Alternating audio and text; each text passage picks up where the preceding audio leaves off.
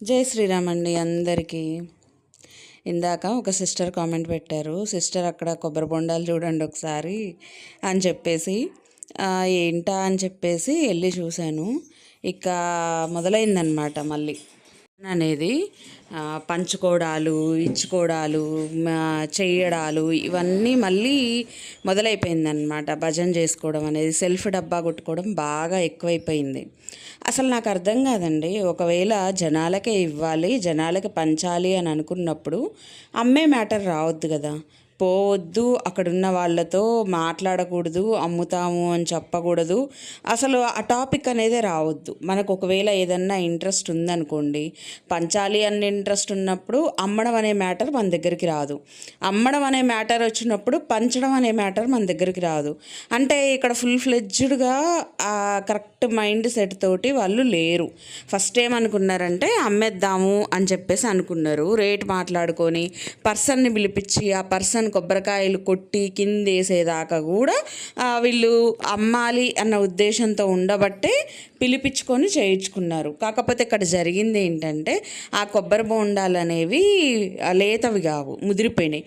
ముదిరిపోవడంతో పాటు అవి చాలా చిన్నగా ఉన్నాయి, అంటే సైజ్ ఎక్కువ లేదు.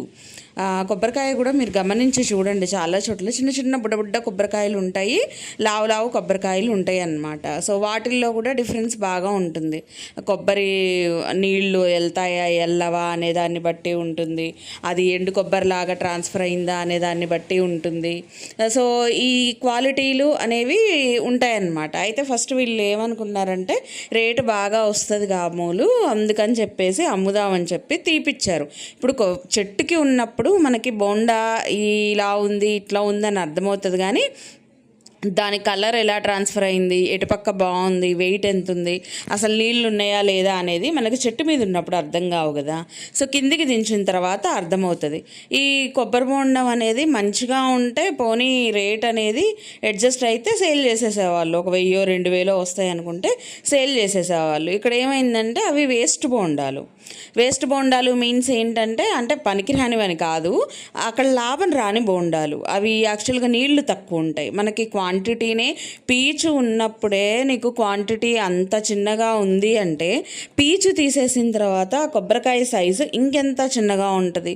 అంత చిన్నగా ఉన్న దాంట్లో, ఎండిపోయి ఉన్న దాంట్లో వాటర్ కూడా సరిగ్గా ఉండవు, వాటర్ అనేది కూడా సరిగ్గా వెళ్ళవు. అంటే వాటర్ లేనప్పుడు దేవుడి దగ్గర కొట్టాలన్నా కొట్టలేరు కదా, కొనరు కదా బయట మార్కెట్లో. సో చూసుకుంటే 200-250 వస్తుంది అన్ని బోండాలకు కూడా.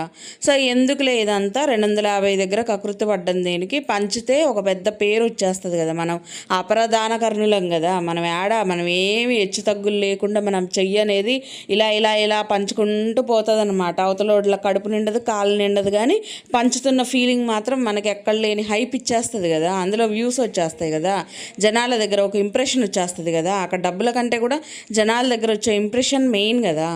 అందుకని చెప్పేసి ఏం చేశారంటే అమ్మకుండా వీళ్ళు ఒలిపిచ్చేసి ఇచ్చేద్దామని అనుకున్నారు. కానీ రియాలిటీకి వచ్చేసరికి మీరు చూడండి, తర్వాత ఒలిపిచ్చిన తర్వాత మీరు వీడియో చూసినట్టయితే చాలా చిన్న కాయలు ఉంటాయి. బొండాల సైజే అంత చిన్నగా ఉన్నప్పుడు పైన ఉన్న పీచ్ అనేది తీసేసిన తర్వాత ఇంకా కూడా చిన్నగా ఉంటాయి. అసలు నా డౌట్ అయితే కొన్నిట్లలో నీళ్ళు కూడా ఉండకపోవచ్చు, అంటే పూర్తిగా డ్రై అయిపోతుంది.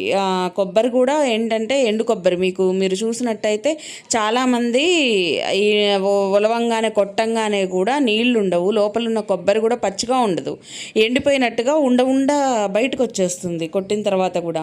సో అలా ఉంటుందన్నమాట. కాయలు అనేవి పూర్తిగా డ్రై అయిపోయిన తర్వాత అలా వచ్చేస్తాయి. వాటికి మార్కెట్లో వాల్యూ ఏమి ఉండదు.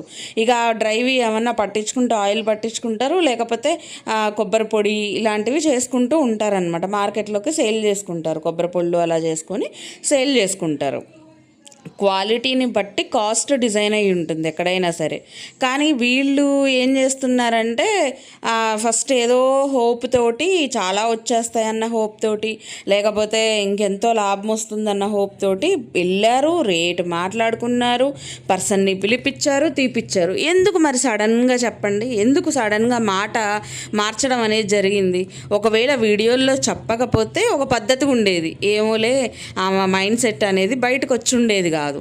కానీ వీడియోలో కక్కేశారు కదా, మనకి ప్రతిదీ కక్కడం అలవాటు అయిపోయి అది తప్ప ఒప్ప ఏంటి అనేది కూడా ఆలోచించుకోకుండా బయటికి కక్కేశారు. ఇప్పుడు ఆ కక్కడం వల్ల మనకి తెలిసింది కదా క్లారిటీగా పర్సన్ మనసులో అసలు ఏముంది. నిజంగా పంచాలి అన్న ఉద్దేశం ఉన్నప్పుడు నువ్వు ఒక రేటు మాట్లాడొద్దు, ఏమీ మాట్లాడొద్దు, డైరెక్ట్గా వెళ్ళాలి. ఏమండి మేము ఇలా ఒలిపించుకుంటాము, మీరు ఇంత ఛార్జ్ తీసుకోండి అని ఫస్టే మాట్లాడాలి. కానీ అక్కడికక్కడ రేటు తగ్గుతుంది ఫుల్గా, ఏం రాదు అని అనుకున్నప్పుడు వచ్చిన ఆలోచన ఈ పంచడం అనేది. సో మనం ఏదన్నా పంచుతున్నామంటే అది అవతల వాళ్ళకి బాగా హెల్ప్ అవ్వాలి. అంతేకాని ఏదో మనం ఇచ్చేసాము, వాళ్ళు ఏదో ఉపయోగించుకున్నారు, పడేశారు అన్నట్టు చేయకూడదు. నేను మొన్న అరటిపళ్ళ విషయంలో కూడా చెప్పా, అవి వచ్చిందే ఎలకతోకంత ఉన్నాయి. అవి ఒక కుటుంబానికి 3, 4, 5 ఇలా పంపిస్తే అవి తిన్నట్టే ఉండదు. అవి ఒక్క గుటక అలా లోపలికి వేసుకుంటే ఒక్క గుటక, అంతేగాని అలాంటివి ఎలా పంపించాలంటే ఒక డజన్ ఫ్యామిలీకి ఒక డజన్ చొప్పున పంపిస్తే వాళ్ళకి తిన్న సాటిస్ఫాక్షన్ ఉంటుంది. సరే నువ్వు 20 మందికి పంపించే పని లేదు, కరెక్ట్గా 10 మందికి కరెక్ట్గా పంపించేస్తే మిగతా 10 మందికి ఇంకొక ఐటెం పంపించుకోవచ్చు కదా. మనం ఏంటంటే మన వీడియోల్లో మళ్ళీ మనమే చెప్పుకుంటాం, అపరదాన కర్ణులము, మేము చేస్తుంటే వాళ్ళు ఏం వద్దనరు, నాకు పంచుకుంటే సంతృప్తి అని తెలుసు అని చెప్పేసి మనమే మళ్ళీ సెల్ఫ్ డబ్బాలు, సెల్ఫ్ ఇది. అది నాకు అర్థం కాదండి. కొబ్బరి చెట్టు ఎక్కేది కూడా ఒక ఇదన్నట్టు చూపిస్తారు. చాలామంది ఉంటారండి ఊళ్ళల్లో, పాపం వాళ్ళు స్వయం కృషితోటి ఎంతో కొంత ఎంత వస్తే అంతలే అని చెప్పేసి జీవనాధారం కోసం వాళ్ళ వర్క్ వేరే ఉంటుంది. పాపం వాళ్ళు పూర్తిగా దీని మీద డిపెండ్ ఏం కారు, ఎందుకంటే ఇవి సీజన్ వైజ్గా వచ్చేస్తాయి కదా, అంటే అంత ఎక్కువ పని ఉండదు కదా వీటికి. సో వాళ్ళు చేసే వర్క్లో ఫ్రీ టైం దొరికినప్పుడు ఇలాంటి వాటికి వచ్చి ఇవి కూడా చేస్తారనమాట. అంటే పార్ట్ టైం జాబ్స్ లాగా చేస్తారు వాళ్ళు. సో వాళ్ళ కష్టం మీద వాళ్ళు పడుతుంటే దాన్ని కూడా చూసుకొని ఇలా కడుతున్నారు, ఇలా ఎక్కుతున్నారు, ఇలా దించుతున్నారు. అదంతా ఎవరికి అవసరం అండి? అదేమన్నా ఎవరికన్నా యూజ్ ఉంటుందా?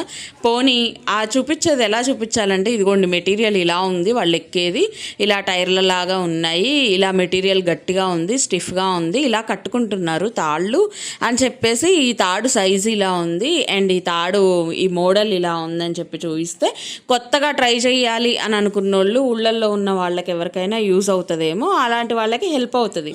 సో అదేది కాకుండా దూరం నుంచే కెమెరా పెట్టేసి అటెక్కుతున్నారు ఇటెక్కుతున్నారు. అరే అవతలోళ్ళ దాంట్లో ఎక్కేది కూడా మనకు వీడియో ఎందుకండి? మన దాంట్లో మనకు చేస్తే అదొక లెక్క, కానీ అవతలోళ్ళ దాంట్లో కూడా వాళ్ళు వర్క్ చేస్తుంటే దాన్ని కూడా వీడియోగా మలిచేసుకొని ఆ వీడియోని మళ్ళీ ఇందులో షేర్ చేసేయడము. తర్వాత పక్షులు తిన్నా మనకి ఏడిపే, అదేంటి మల్బెరీనా అవి ఉంటాయి కదా ఫ్రూట్స్. సో అవి పండిన తర్వాత పక్షులు తిన్నా ఏడిపోయాయి, మళ్ళీ అవి వీడియోల్లో చెప్తారు. మళ్ళీ పైగా ఏదో జాలు ఉన్నట్టు అవి కూడా మనలాంటి జీవులే కదా, అవి కూడా తినాలి కదా, అవి కూడా బతకాలి కదా అనే ఒక డైలాగులు. మళ్ళీ అలాంటి డైలాగ్ మనసులో ఉన్నప్పుడు ఫస్ట్ తింటున్నాయని ఫీల్ అవ్వద్దు, అవి తిన్నందుకు హ్యాపీగా ఫీల్ కావాలి. అరే తింటున్నాయి, పండంగానే తింటున్నాయి, ఫస్ట్లో ఎవరన్నా తీసుకపోతున్నారని అనుకున్నాము, తర్వాత అర్థమైంది అవి తింటున్నాయని అని చెప్తే అవి తిన్నందుకు కూడా బాధ ఎందుకు? తింటున్నాయి. అవి పక్షులు మనలాగా డబ్బులు ఇచ్చి కొనుక్కునేంత ఉండదు కదా, వాటికి తెలియదు కదా, ఇంత నాలెడ్జ్ ఉండదు కదా పాపం వాటికి. అవేదో ప్రశాంతంగా వాటి లైఫ్ స్టైల్ వాడి ప్రశాంతంగా తిరుగుతాయి, కావాల్సినవి మంచిగా చూస్ చేసుకొని తింటుంటాయి చెట్ల మీద.